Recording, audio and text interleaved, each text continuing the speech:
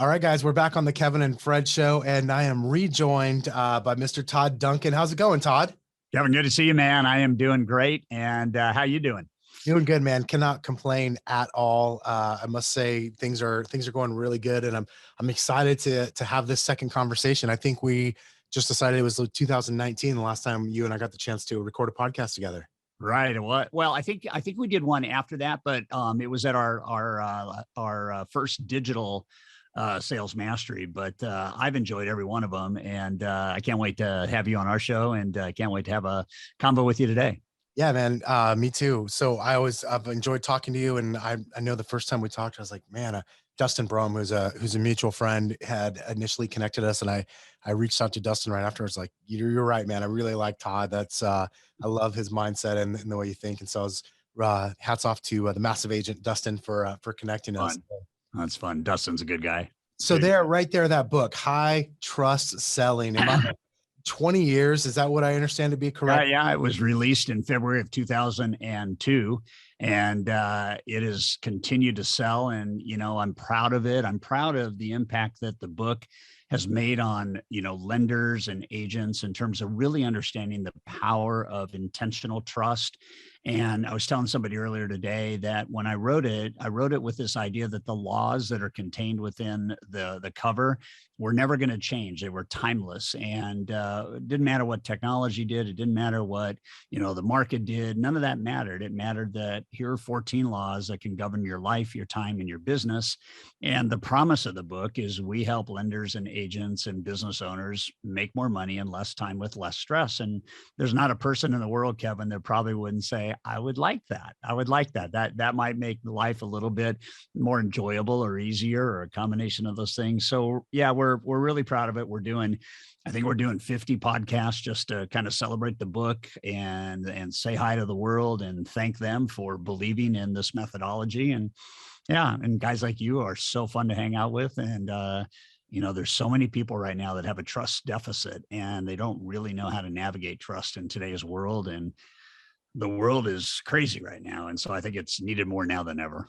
It really is. Whether you look at sort of, I'll say how crazy the state of affairs have been just since our last chat, or if you look at it from the angle of, in real estate, we've got all of these new, I'll call them competitors, right? Yeah. Everything from the hedge funds that are gobbling up rental properties by the second to the iBuyers and these power buyers.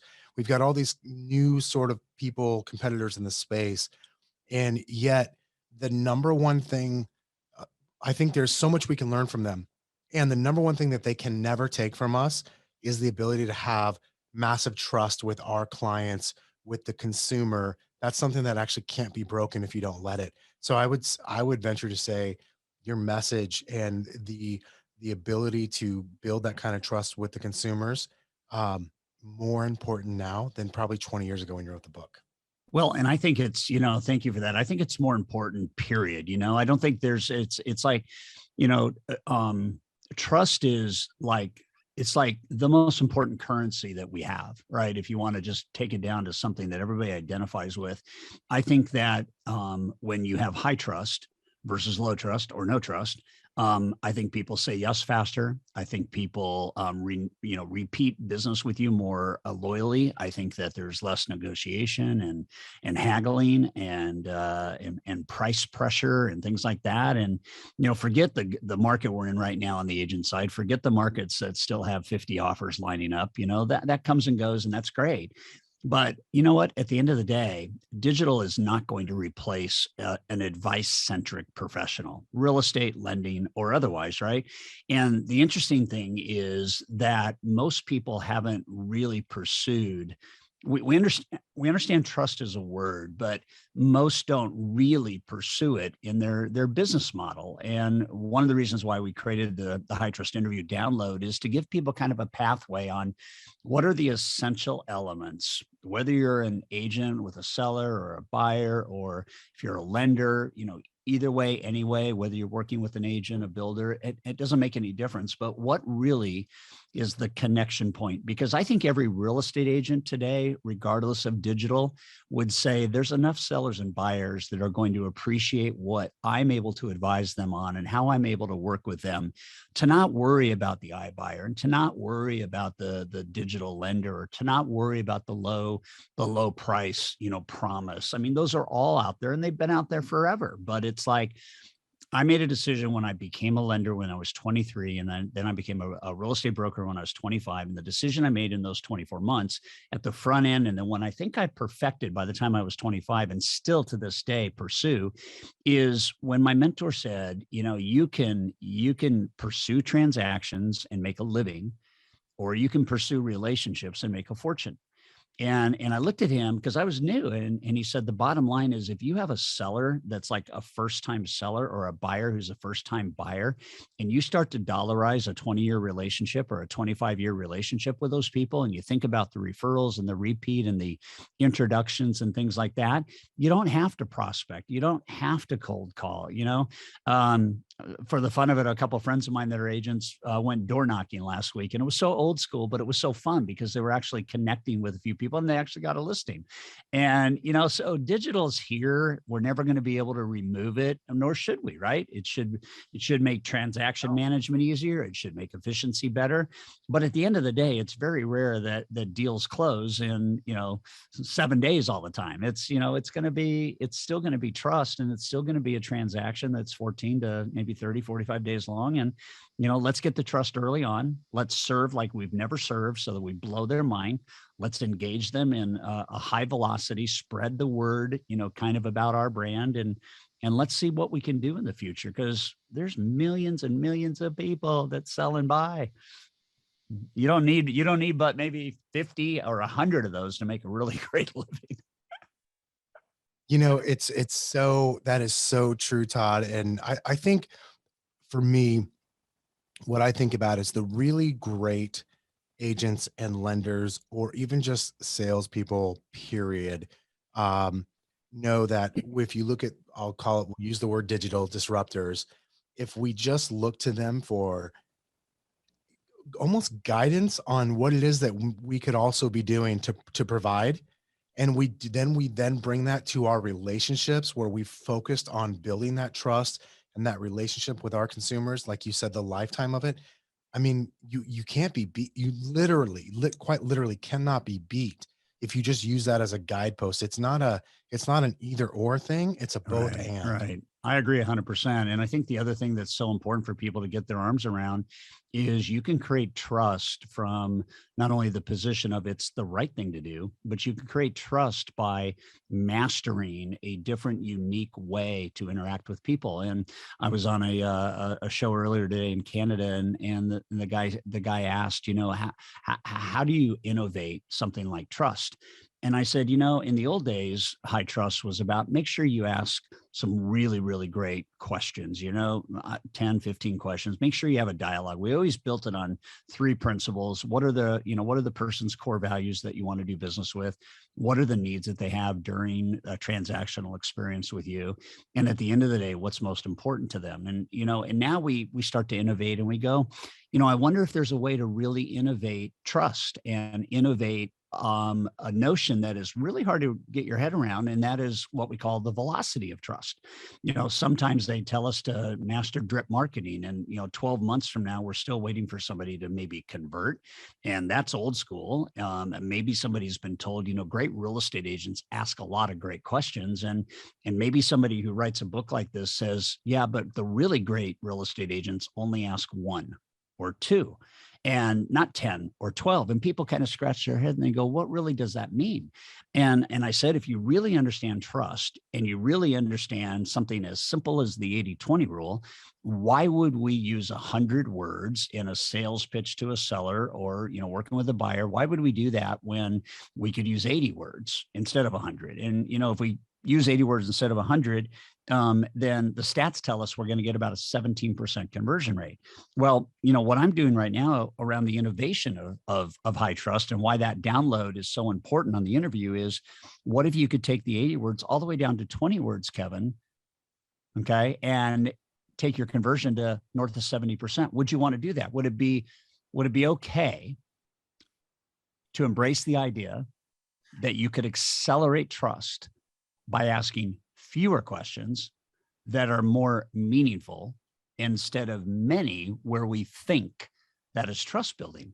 And I was on, I mean, does that make sense to you? Yeah, 100% makes sense to me. Yeah. And so I asked this guy, I had a company call in January with 200 loan originators and one or two of their agents each. So it was a big deal. And I said, here's what I want you guys to do. Over the next 30 days, I want you to practice the art of one question and see if you can get somebody to say yes, whether it's a seller, whether it's a buyer, whether it's a borrower, if you're a lender. And so we got back together just, what would it be, maybe 4 weeks ago, so middle of February. And this guy, Tim, said, I'd like to share my success story. I said, do tell. And he said, I'm in Lake Oswego, Oregon, and I had a Zoom with a couple from Anchorage, Alaska, and they were moving to Lake Oswego. And I wrote my question out. I knew from my real estate agent partner that this would be the first home they were going to buy. And so I crafted a question and I said, tell us, what was the question? And everybody's kind of waiting with bated breath. And he said, here was the question. I looked at both the husband and wife and I asked this question: what would it mean to you to own a home? And that was the question. And as he tells the story, within about 5 seconds, the wife is starting to tear up. Husband follows her by about 10 seconds. And pretty soon they both have tears coming down their cheeks. And the wife said, while she was kind of shaking, she said, we would be the first people in the history of our family to own a home. And the lender just let that kind of sink in. And he said, you know what? I am more committed than I've ever been to help that dream come true. Are you ready to get started? That's how long the conversation took from the first contact to yes. I'll tell you what I love about that is that doesn't just from a sales perspective, doesn't just enroll the client. That I was going to just say is like the lender and that real estate agent, I bet you are the most committed to that client ever. Because at the end of the day, even for folks that just can tend to get transactional, Yeah. we're all human beings, right? We're just dealing with other human beings. And when you get to know like that, like that's a very purposeful thing. And who doesn't want to help that happen? Who doesn't want Yeah. to make that happen? And then if you're the client, you're the consumer, and people respond that way because you're able to cut through all the other stuff. And yeah, we're gonna have to do all this stuff as a pain in the butt with the uploading bank statements and W-2s and that's all a pain in the butt. But it's because we're focused on that one thing that make what it means, right? And in that case, you've got such a sense of purpose that everybody's got to be 10 times committed. And the other thing too is I think what we know for sure is the higher the amount of any transaction, real estate's probably, the highest, if not one of the two highest. Borrowing money to buy a home is probably, the largest debt somebody will ever have. And what we know is that the higher those price points and debt points get, the more emotional the decisions are, right? And it's very interesting when you think about advice, and you think about like if I'm working with buyers, am I really efficient? Am I asking just enough of the right questions so that I'm able to show them fewer properties that really resonate with them in a different way and convert faster because I'm listening to solve, not to sell? And if I'm working with a seller, do I really understand what's important about the seller to selling this home and what's their next step and what's important about that? And the more I get to the heart of the matter, the less the economics matter. So what we tell people, and again, it doesn't matter what kind of agent, it doesn't matter lender, it doesn't sales, it doesn't matter. But what would happen if you mastered the art of conversational productivity? And it's a new innovation around high trust. And what it really says is spend 80% of the time having your conversation center around emotion, and 20% of the time having the conversation work on the fine print of the economics. And most have it backwards. Most spend about 80% of the time on the economics. And because they haven't connected emotionally, they don't have that velocity of trust. It doesn't mean they're distrusted, but it's just going to take more time to get to yes, or they're going to continue to feel the price pressure. You could have two agents going up against each other and the prices can be the same and everything else being the same, qualification, blah, blah, blah. Forget that we're in a market, where we got multiple offers just lining up, but just in a state of normalcy. And one agent could ask an emotional question and the other agent could ask an economic question, like, how much do you want to sell your home for? Here's an answer. It's economics. Okay. Or what are you passionate about? And now you get an emotional answer, and now you can go that direction. Price points can be the same, square footage can be the same, cost per foot can be the same. It can be the same property. But if I differentiate myself by connecting first, then I can paint a picture on why selling at this price for this reason at this square footage makes all the sense in the world. And because you are passionate about this, let's do that again. But if I get to the economics, I have found, Kevin, that when you start with the economics, you're likely to stay with the economics. And that's a losing proposition long term, because it's either price or it's advice. You can't have like a really, really great cheeseburger at McDonald's for $1, but you're not going to get a really lousy cheeseburger at a New York restaurant for $30. Right. One you can have instantly, one's going to take 30 minutes to make. Doesn't mean one's right, one's wrong. It just means you can't have two value propositions that are at the end of the same continuum. You can't do that. You can't be Walmart and Neiman Marcus at the same time. Yeah, it's so true. And I think it's so hard for most professionals to go, well, I'm going to go this lane or the other. Right. Yeah. And because I think it's a natural human tendency to want to kind of be all things to all people, and we just can't be. And so we've got to make that decision.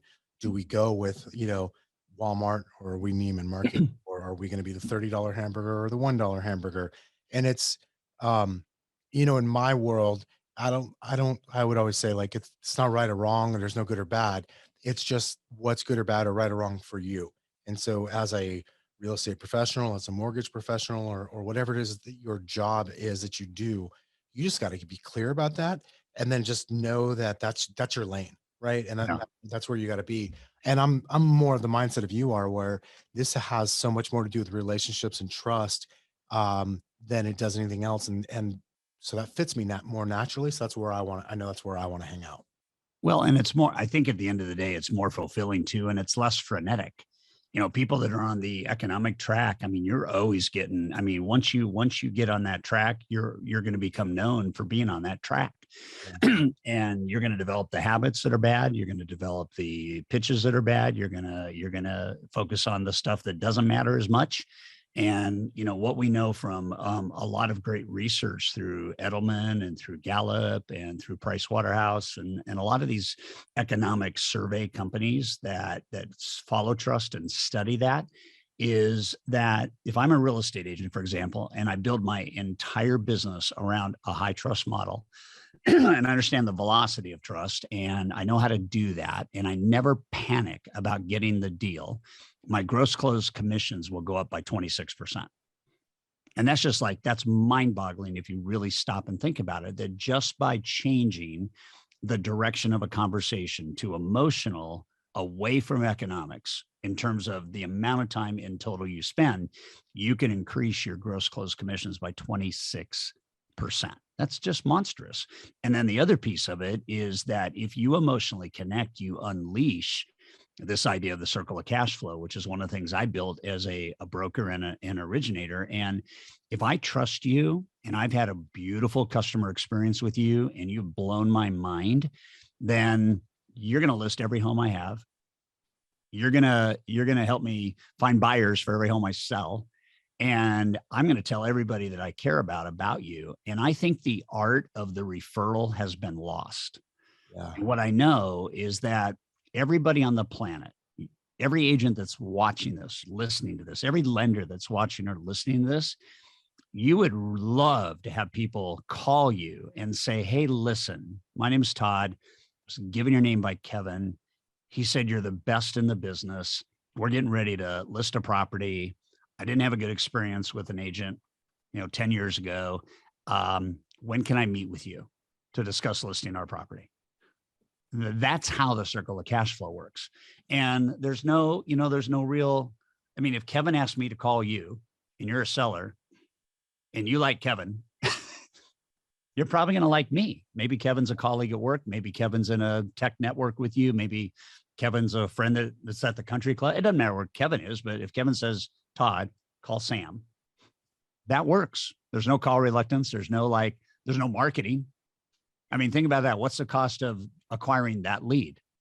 Yeah, I mean, it's cost is zero. It's literally your relationships. It's Right. Right. So that's why we love. I had a vision when I wrote the book. I had no idea that 5 million people around the world will have, read it. And it's just like, wow, I feel so grateful. It's in 52 languages. And trust is a worldwide deal. It's just not yeah. contained to one zip code. I was gonna say it's not. We don't have an exclusive on it here in the United Right, States. right. It turns out it's like a very Yeah. humanistic, basic desire and need that we have. Yeah. Yeah. So it's a big deal. So I would just encourage everybody, man, master the conversation. Conversational productivity is the new hot thing that we've kind of innovated and created. There's 6 different types of questions, and you can just have one for each. One is an intro question, one is a present day question, one is a future question, one is a fear question, one is awareness question, and one is a competition elimination question. And if people just come to toddduncan.com, they can download the High Trust Interview Guide, and they can also download the Talk Less, Sell More white paper, which is 20 pages long. And I designed it for agents and lenders. It's really powerful. That's awesome, and we're gonna put the link Yeah. to Yeah. download those here in the podcast notes. I appreciate that. What okay, so 20 years this book has been out. It's still selling, as you mentioned. And you're continuing to help get the word out. What's you and I recording this, we're towards the end of March 2022. What's the last 3 quarters of this year look like for you, Todd? And what are you most excited about? Ironically, this glass is maybe half full or half empty. I'm not sure which way we look at it, but the answer to the question is, with every tough market, which it looks like we're heading into at some level, become great opportunities. I think there's going to be a cleansing as interest rates continue to go up. It's been suggested that the Feds are going to move, rates 6 times, maybe a total of 8 times. What that's going to do is it's going to limit buyer supply, and we're going to see kind of a reversal of what we see right now. It's not doom and gloom. It's just that people that don't have relationships in place are going to find it hard to be able to find the buyers and find the sellers. It's not cataclysmic, but Kevin, I started in the loan business in 1980, and everybody can be on the news right now, listening to the news, and they say, these are the worst numbers in 40 years. Well, take 2022 and minus 40 years, and you're in 1982, right? And so my advice to people is get good. Tough markets are tough. And when prices start to relax, I mean, just in Orange County, California, the March listing velocity is 70% off March of last year. That's one market in America that's a high net worth market. It's on the coast. It's a mile or 2 away from the beach, and 70% less listings than 1 year ago. And now we're still seeing cities with a lot of multiple offers, but that's going to start to thin out. And I think we're going to see, I know for sure that like across America last year, if you're an agent, you take a look at what was appreciation across the country, it was just knocking on the door of 17%, 17.5%. Coastal markets and hot markets, obviously higher than that. But right now, the prediction is we're going to see somewhere between 3.5% to maybe 5% appreciation. So you're going to see prices start to relax a little bit, which means nothing other than continue at scale and be really, really good. I do the half glass, half full, half empty, because I always believe that in any market, attitude is a choice. When I was a lender, when we were in a full-blown recession 40 years ago, I had a button made up that said, rumor has it we're in a recession. I'm not participating. I wanted to be a beacon of hope and a lighthouse for people. And agents kept looking at me going, what does that button mean? And I said, everybody says nobody's buying or selling. And I say, everybody's buying and selling to the people that are really good, and if you go through a tough market with a crappy attitude, you're done. Yeah. So mindset is really important. Purpose. Why am I doing this? And tough markets never last. Tough people do. It's a chance for greatness. It's a chance to sharpen your skills. And, I don't know the number, but there's probably 100 to maybe 200,000 realtors that won't be selling real estate this year as it gets worse and worse. So for the really good people, that cleans it up. And for lenders, same thing. Lender losses for the first quarter of 2022 are really high. There's a lot of regrouping. There's a lot of downsizing starting to happen. So, but we go through this, right? It is a cycle. And you just got to be good. You got to be good in any market, but you got to be especially good in markets that are a little challenging. Yeah, it's so true. Yeah.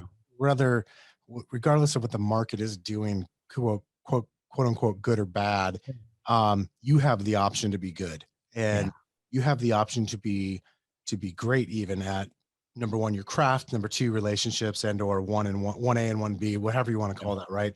Because Yep. those are the two things that matter the most. There is, hey, I've got to be able to generate the business. I got to have the people who are willing to do business with me.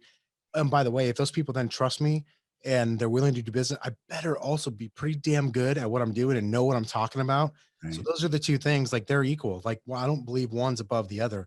One comes first, which is I got to generate the business. However, if I can't do it, then I'm not gonna have much other business to do. So you got to get good. You got to get really good at those relationships. You got to get really good at your craft, and just know it'll be whatever. You'll have another opportunity. That the tides will change again. They always do. They always do. Yeah, they always do. I mean, when I started closing loans in 1980, um, prime was 20%.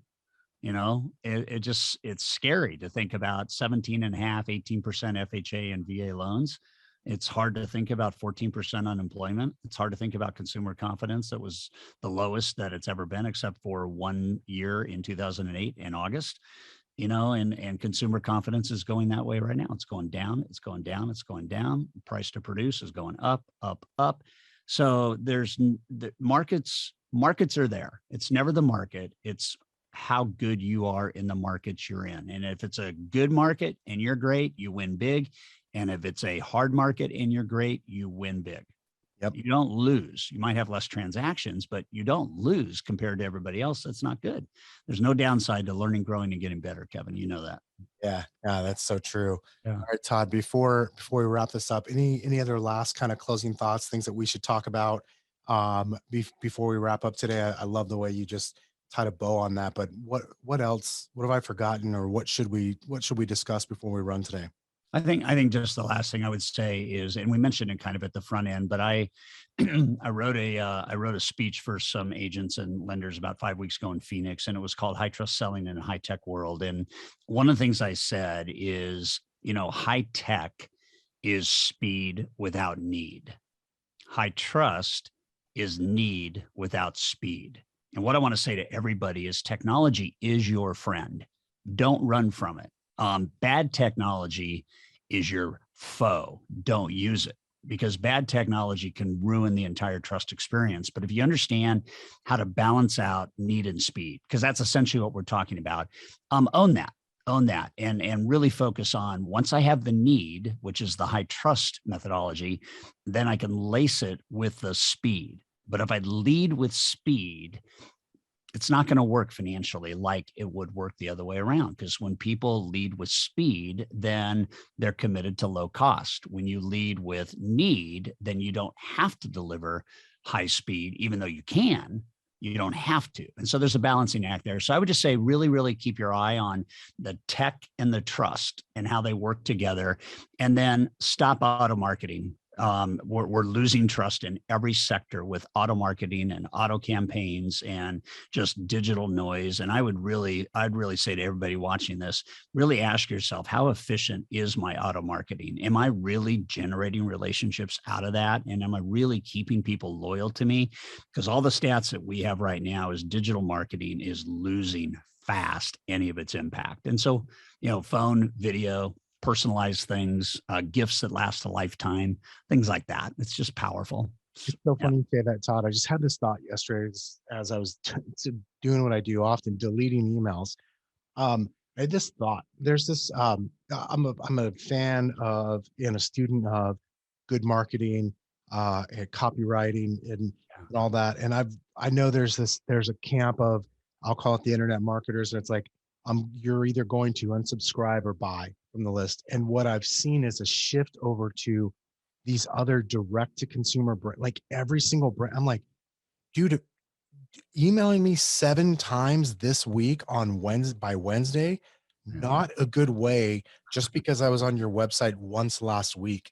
Like, there has got to be this chill factor of, "Hey, get back. Stop following me digitally and stop emailing and pounding me so much." And, it's just it's so weird. I used to really I would purposely sign up on certain marketers' list so I could see their sequence of emails and see how it went to the point where they're pushing you over one edge or the other. And I was like, I was do that to study it. But then what I've noticed is just all these brands for everything these days is doing that same thing. And so your last point there about this auto marketing, I think you nailed it, man. I think you're 100% accurate on that. Yeah. It's, and I would say to every agent, not that we want to go off on this, but be really careful about email. It's like the more email you send, the more email you're going to get. And the more you look at stuff, the more they're going to resend to you. And the more you get distracted with technology for whatever reason, the less you're going to actually be able to impact buyers and sellers. And so, in the world that's coming back to us, go get face to face on Zoom like this, or get face to face with people. There is a thirst right now for humanity and connection because we're in this post COVID society right now. And you will never, ever lose if you connect. But I'm going to tell you right now, most email marketing does the opposite. It doesn't connect. Okay. It actually divides. And I don't do email. It's just, I'd rather do something like this with you. That's awesome, man. I appreciate it. Todd Duncan, thank you very much, Yeah, guys. man. Go check it out, toddduncan.com. We'll put the links here in the show notes. Go download the questions and the takeaways there with the high trust interview and the bonus questions. Like, trust me, you will not be disappointed. And Todd, is there anything, you got any events or anything coming up that people can also be checking out, whether digital or in person? Yeah. So if you want to hang out and just take a look at them, our big event is the Sales Mastery event this October. It's our 30th year celebration anniversary of that event. And that's going to be in October. So you'll see that on the website as well. We have a High Trust Sales Academy that we reinvented last year at the end of the year. And we're going to be doing at least one of those this year in December. We might have another one at the end of the summer, but for sure, get on our newsletter. I do video every single week that meets you where you want to be met. And, when you come to the website, just kind of hang out there and give us your name, and we'll actually give you stuff that's valuable. And, yeah, so that's it. And, otherwise, man, I'm just hanging out with people like this every day. It's so much fun. Right So on. much fun. Yeah, I would agree. All right, Todd. Thanks a lot Thanks, for man. being a guest, and we'll see you again, my friends. See Okay. you again soon, my friend. Can't wait. All right, Thanks, Kev. talk to you guys next week on Kevin and Fred Show.